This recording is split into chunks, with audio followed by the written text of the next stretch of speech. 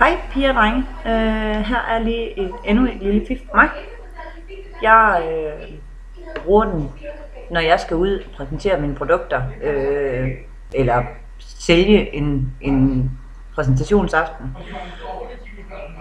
Du skal bruge den som en elevatortale, og du skal forestille dig, at i det øjeblik, du går ind i elevatoren, så skal du købe fjerde sal, og i det tidsrum, der skal du fortælle, hvad det er for nogle lækre produkter, du arbejder med, og hvem det er, du er.